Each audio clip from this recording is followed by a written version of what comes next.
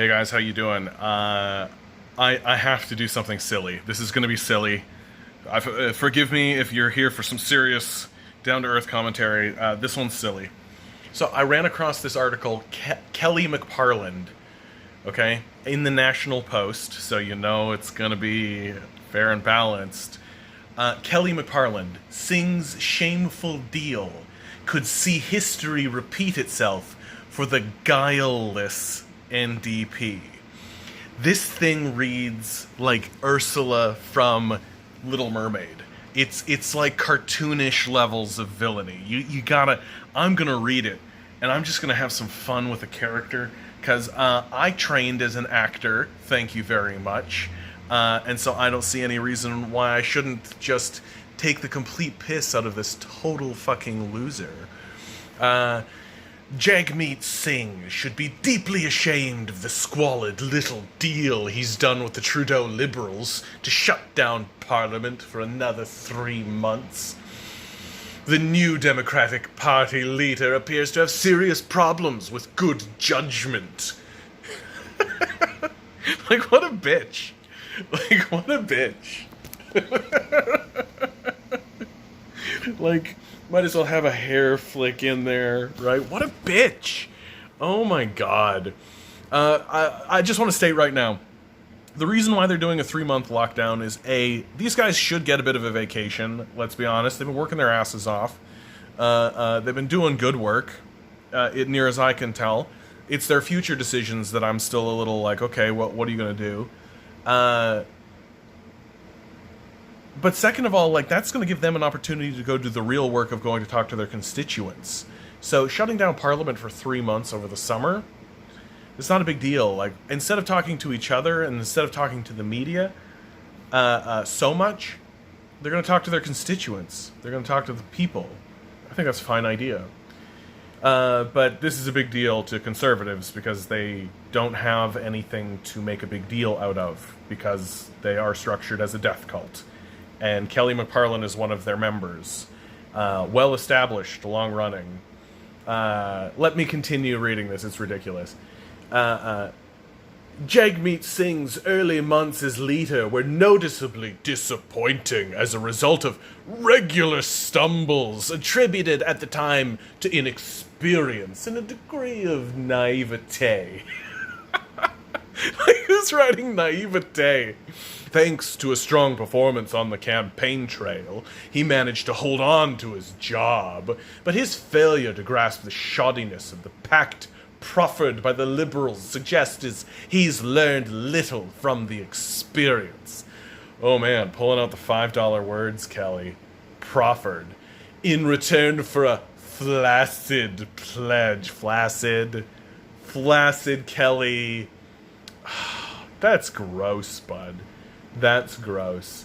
Okay. In return for a flaccid pledge to seek 10 days paid leave for all Canadian workers, Singh agreed to continue giving the Liberals a free hand to run the country without the usual bother of facing Parliament to account for itself before a full house of doubting opposition parties. He's crying, man. He's so crying his eyes out.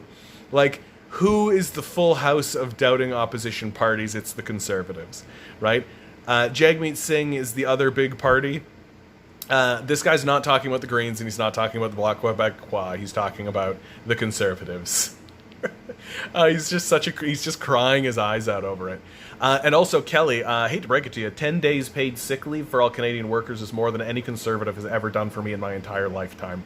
Go fuck yourself, you goddamn death cultists.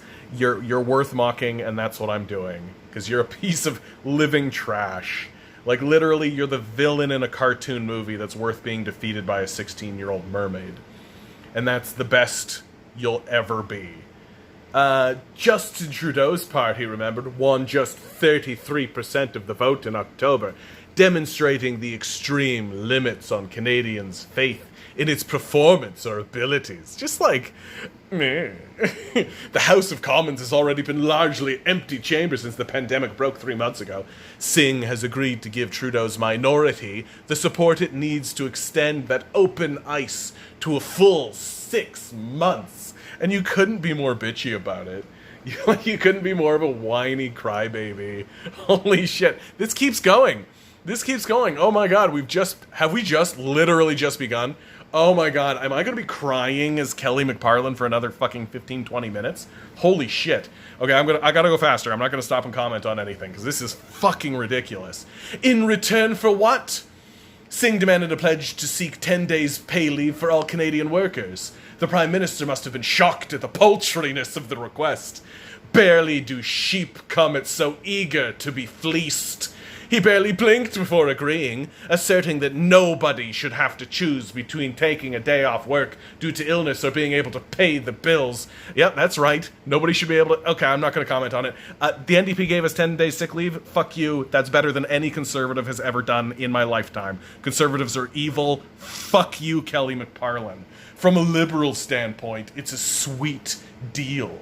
Ottawa can't actually force employers to abide by the promise without help from the provinces, but by agreeing to try Trudeau can claim to have kept his end of the bargain. Here he's saying that Conservatives will stop this, so fuck Conservatives, they should die.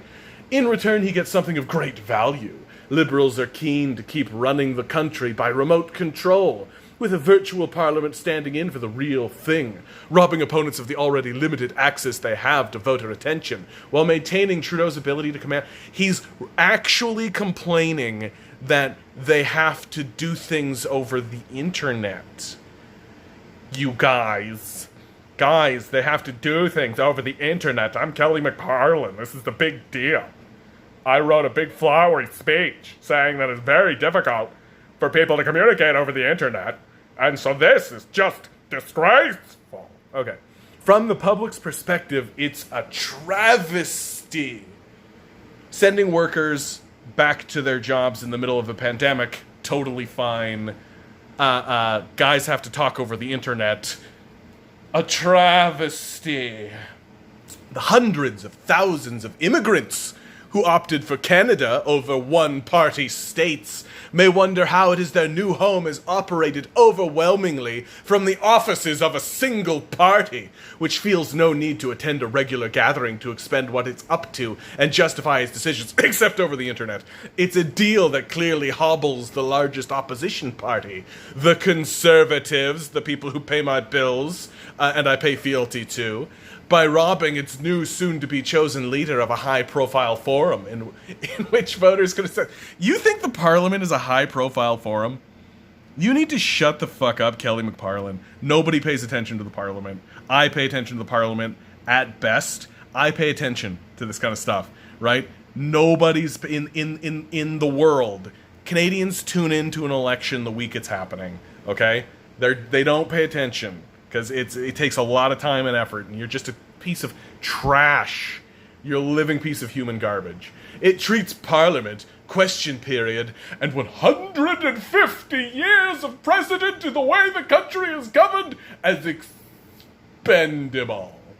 Something that can be casually bartered away for a few extra months. That's what you're complaining about. That, like, for a few extra months you have to talk over the internet because there's a pandemic going on. You're, like, literally a baby man. God, it keeps going, too. He just keeps crying. Neither Singh nor Trudeau appear to have given much thought as to how to pay for the new benefit. Or have... Oh, man, he's actually slipping in, like, this bullshit. Thousands of firms struggling just to stay alive would find the means to pay a second set of workers while the first were unpaid for breaks.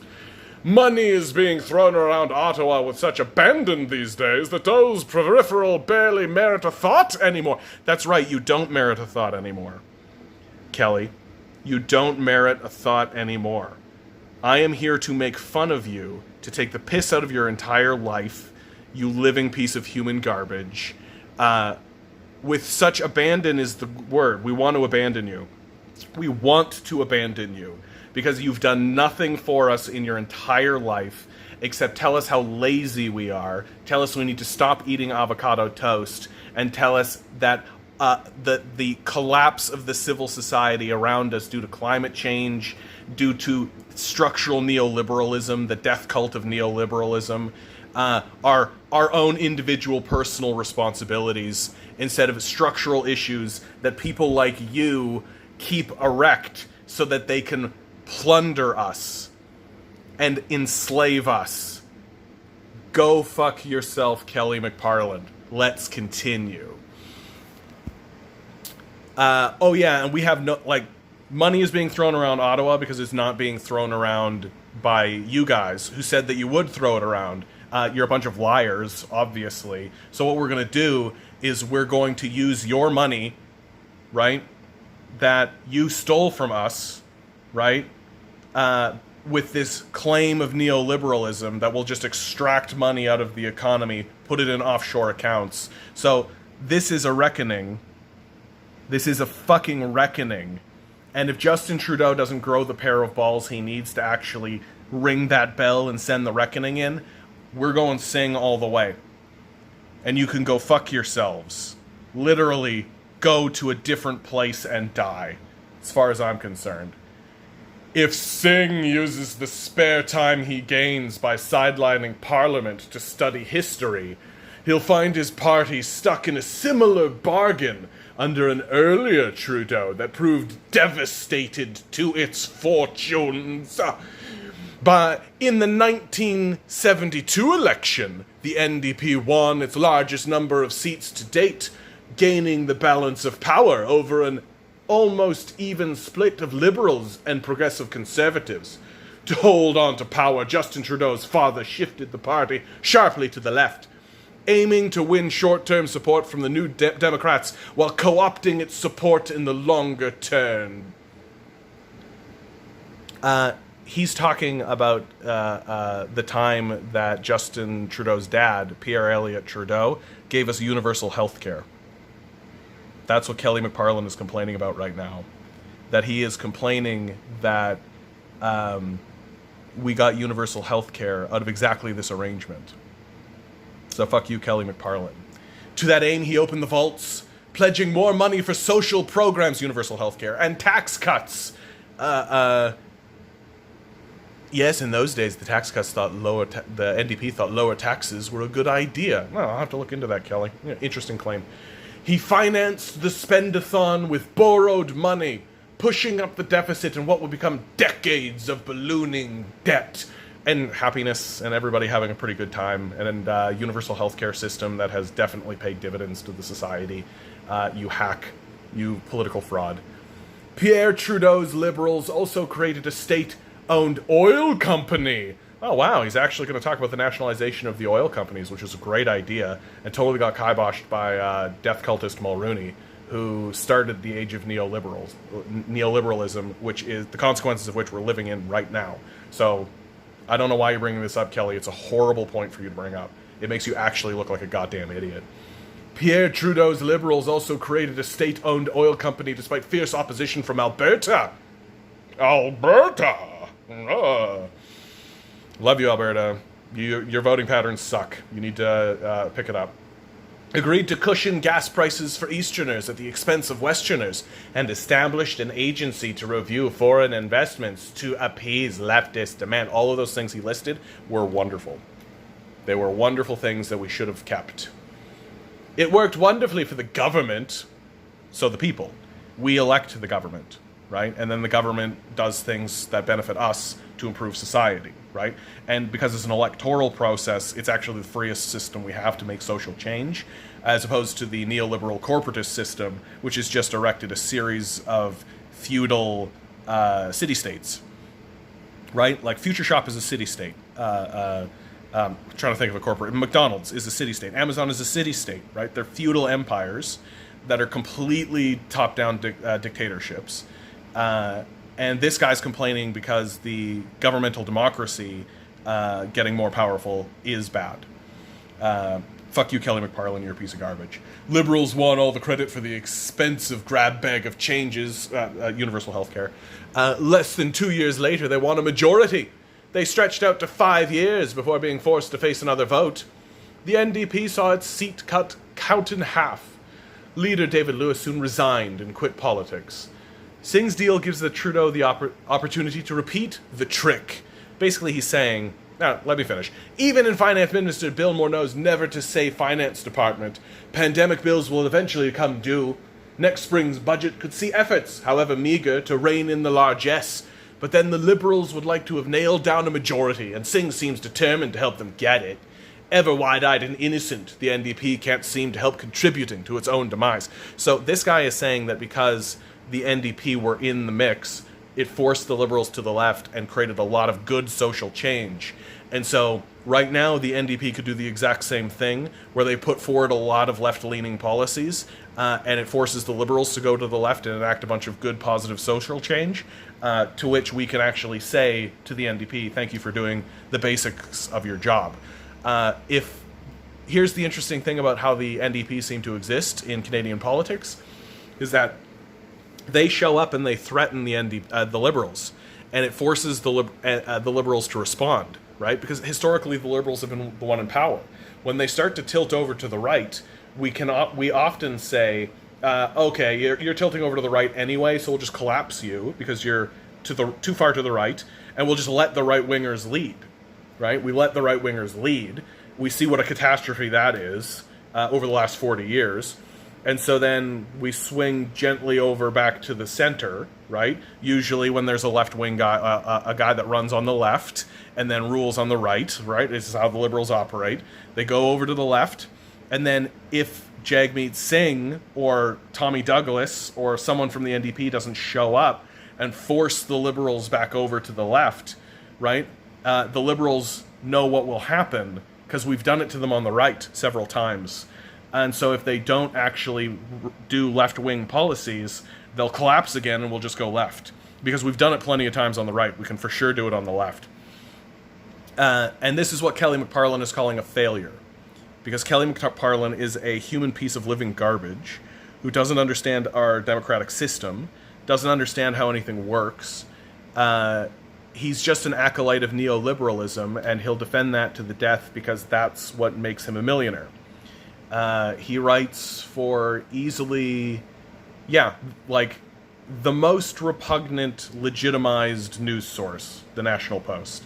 They'll publish anything from any right-winger, basically, and any right-winger that can kind of thread into that sort of center position. But they're more than happy to dabble with their far-right guys as well. Anyway, I hope you guys had fun with that. I had a fucking blast with that. Hey, and it ended up being less than 20 minutes. That's sort of what I'm aiming at. I think I'm going to start doing this to John Ivison as well. Maybe Rex Murphy. This whole crew of National Post guys are a joke. And we absolutely should shit on them at every opportunity we have. Please like, share, subscribe this, send this around. Have a laugh at these fucking pieces of shit. These are the guys that have been collapsing our society for the last 40 years. We should tell them to fuck off and go die. That's what I do. Bye.